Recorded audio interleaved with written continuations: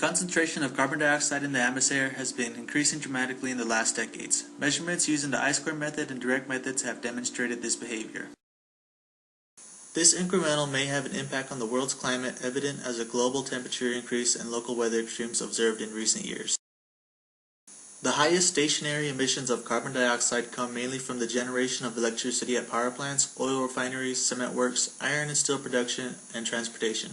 All of these activities are basically of anthropogenic origin and are affecting the environment. In recent years, international legislations related to air quality have been set. The main objective of these legislations is to protect human health and the environment by defining air quality objectives, limit values, and monitoring emissions. In order to accomplish these limits, significant amounts of greenhouse emissions have to be reduced from the atmosphere. Potential ways to reduce the carbon dioxide emission levels from the atmosphere include more efficient energy use, substituting the transportation and electric power generation sources with biofuel or hydrogen, substitute natural gas for coal and electric power generation, and capturing and sequestering carbon dioxide. Carbon dioxide sequestration can mainly be achieved by the storage of this gas in depleted oil and gas reservoirs, unminable coal beds, deep ocean, and deep saline aquifers. CO2 storage involves not only the injection of immiscible carbon dioxide in supercritical state, but also includes the capture, compression, and transportation stages. According to recent studies, oil and gas reservoirs, as well as the deep saline aquifers, present large storage capacities that could considerably help the reduction of greenhouse gases in the atmosphere. Aquifer reservoirs represent the largest potential storage volume worldwide, and they are spread broadly around the world. However, most of these formations have not been extensively explored, and the lack of information has led to uncertainty related with their storage capacity. In order to understand the sequestration in deep saline aquifers or in oil and gas reservoirs, it is important to review the mechanisms involved in keeping the CO2 underground. These mechanisms include structural trapping, solubility trapping, residual gas trapping, and biochemical reactions such as mineral trapping.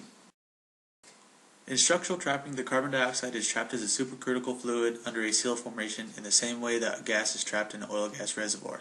This process is commonly referred to as hydrodynamic trapping, and in the short term is likely to be the most important mechanism for sequestration. In solubility trapping, this mechanism involves the dissolution of CO2 into fluids present in the formations, which can be oil or water. In solubility trapping, the CO2 simply dissolves in the formation water or reacts with water to form carbonic acid and other aqueous carbonic species. The salt water containing CO2 is denser than the surrounding fluids. As a result, the salt water sinks to the bottom of the rock, forming fingers over time and trapping the CO2 even more securely. This mechanism depends upon water salinity of the formation, temperature, and pressure of the reservoir. When the temperature of the reservoir increases, the solubility of the CO2 decreases. For this reason, high temperature is not desirable for this mechanism.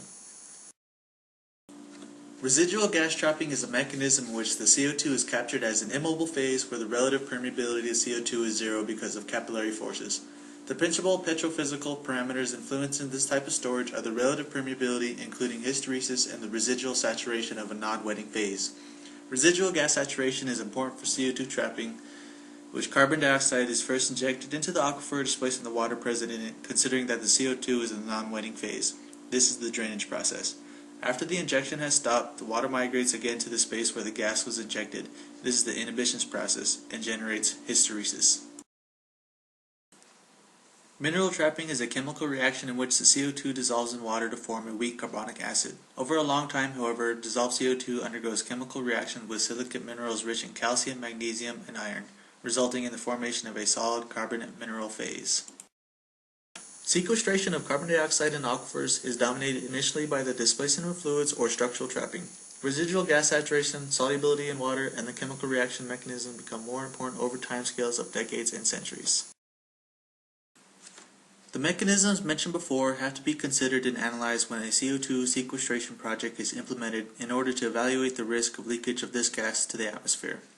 If we can guarantee that the CO2 can stay underground for longer periods of time, the CO2 that may cause the global warming can be reduced and a big contribution to the environment will be possible.